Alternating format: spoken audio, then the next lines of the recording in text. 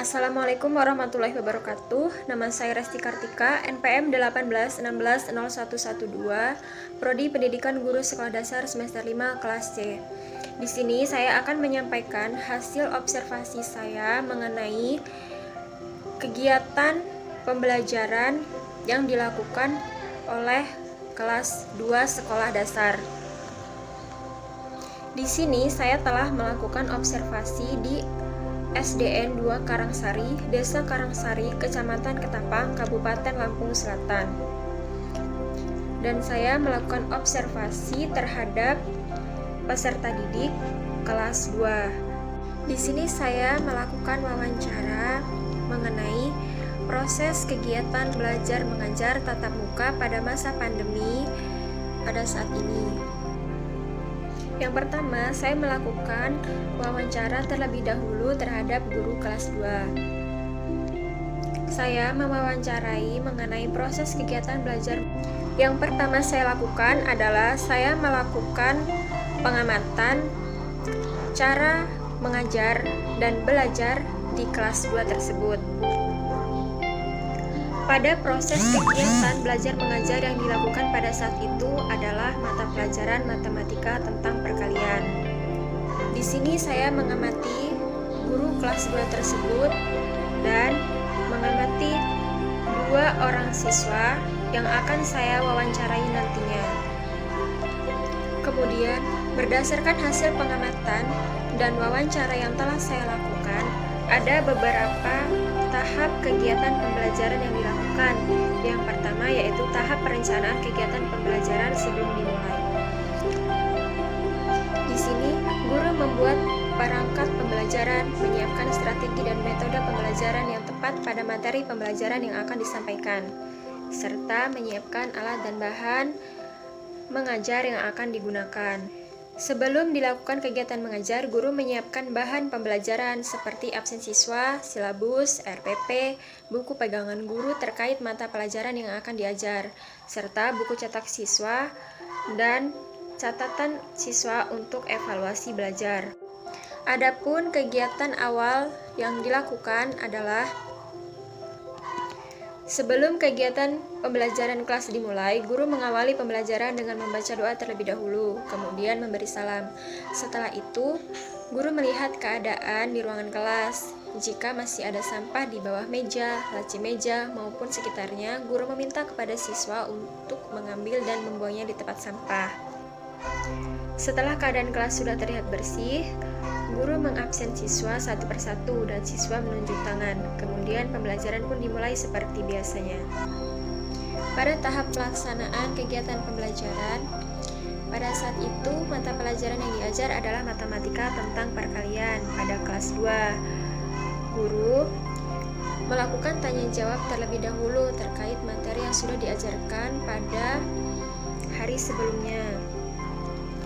Guru mendemonstrasikan cara mengajarkan perkalian.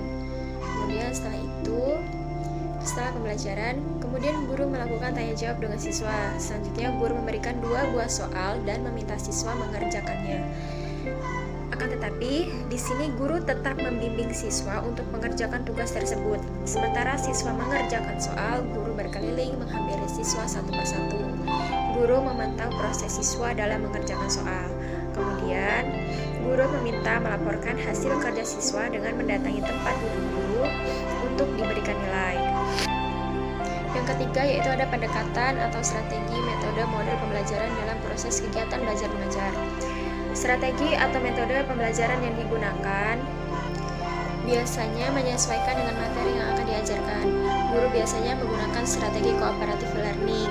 Strategi tersebut biasanya sering digunakan oleh guru kelas 2, yaitu peserta didik dibagi menjadi beberapa kelompok.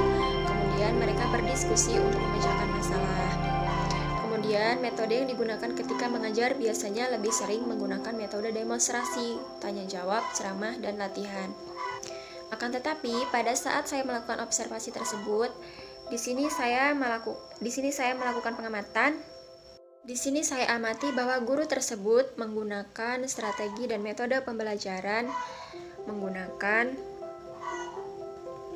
ceramah, tanya jawab, dan latihan yang diberikan kepada siswa. Kemudian yang keempat, ada media pembelajaran yang digunakan. Penggunaan media pembelajaran untuk kelas 2 biasanya tergantung dari materi apa yang akan disampaikan. Tetapi biasanya guru di sini menggunakan media yang mudah didapatkan dan mudah dipahami oleh peserta didik. Guru biasanya hanya dengan memanfaatkan benda apa saja yang ada di sekitar, baik yang ada di kelas maupun di lingkungan sekolah. Menurut guru yang saya wawancarai, mereka jarang membuat media pembelajaran sendiri untuk bahan mengajar di kelas. Dan pada saat saya melakukan observasi, memang guru tersebut tidak menggunakan media pembelajaran apapun. Ia hanya mengajar dengan menggunakan papan tulis untuk menyampaikan materi tersebut.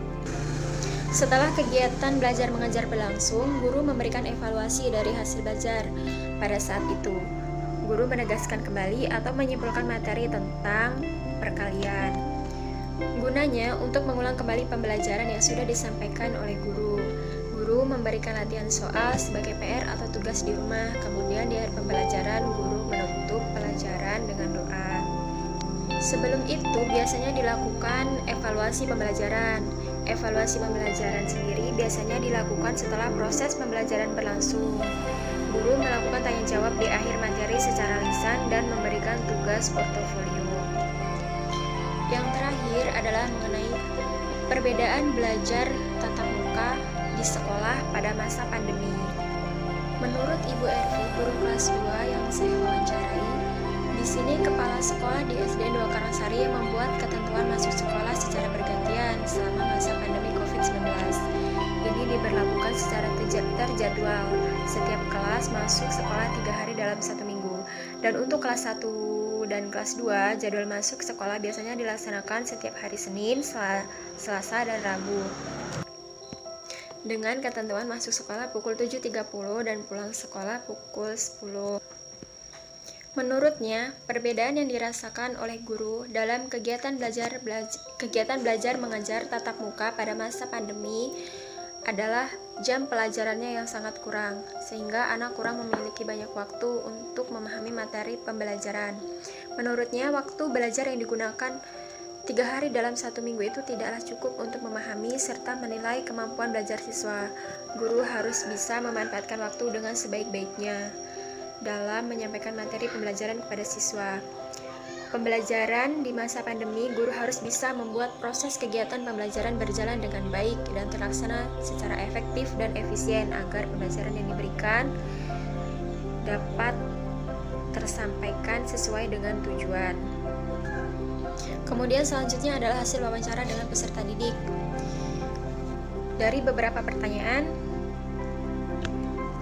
yang telah saya sampaikan kepada kedua siswa kelas 2, di sini ada beberapa hasil dan komponen, yaitu yang pertama, kegiatan yang dilakukan sebelum pembelajaran dimulai. Sebelum masuk kelas, siswa melakukan kegiatan piket menyapu kelas sebelum bel masuk berbunyi.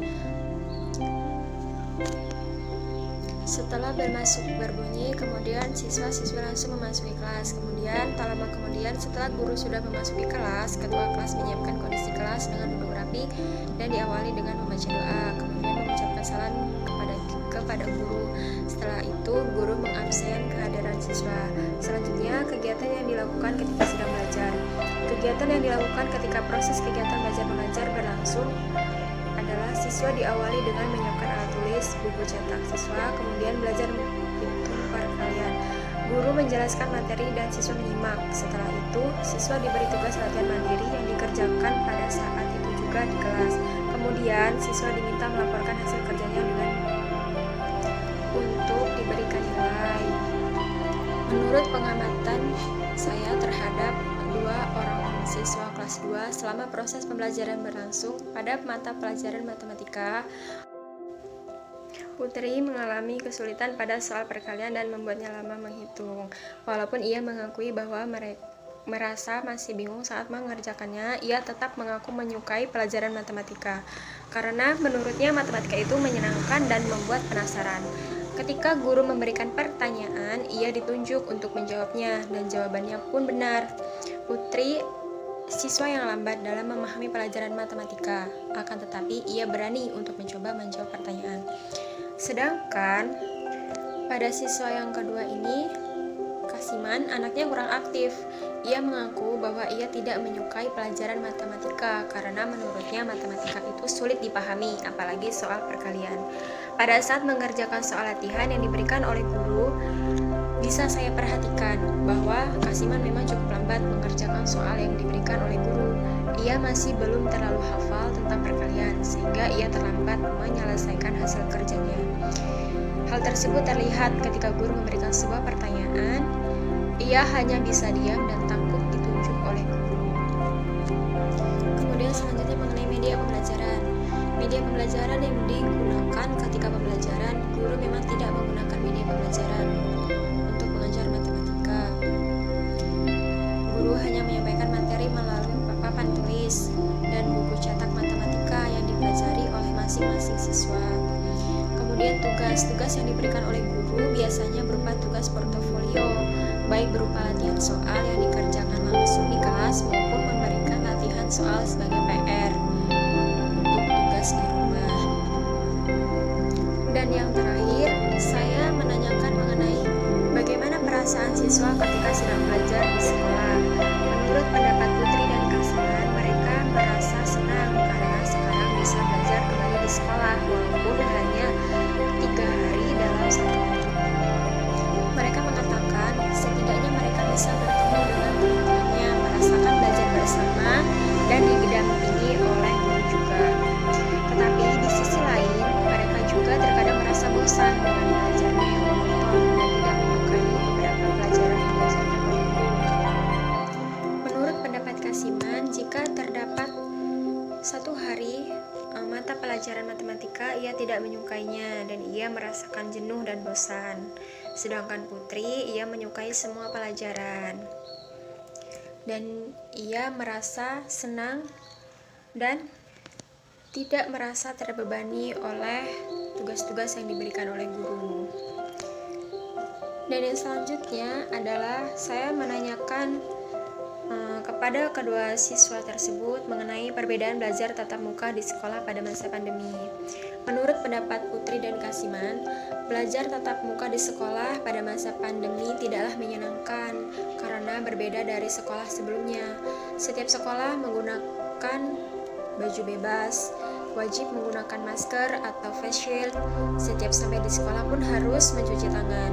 Terkadang mereka juga lupa untuk melakukan kebiasaan tersebut. Apalagi jika orang tua tidak mengingatkan dan memperhatikan hal tersebut dari rumah. Adapun jika di antara mereka ada yang tidak memakai masker, lupa memakai masker ataupun face shield, mereka biasanya didudukkan oleh guru di paling belakang. Mereka mengakui bahwa merasa tidak nyaman ketika belajar menggunakan masker dan face shield. Selain itu, kegiatan di sekolah seperti upacara bendera dan kegiatan senam seperti yang dilakukan biasanya pun ditiadakan. Lingkungan sekolah menjadi berbeda dari sebelumnya menurut peraturan mereka.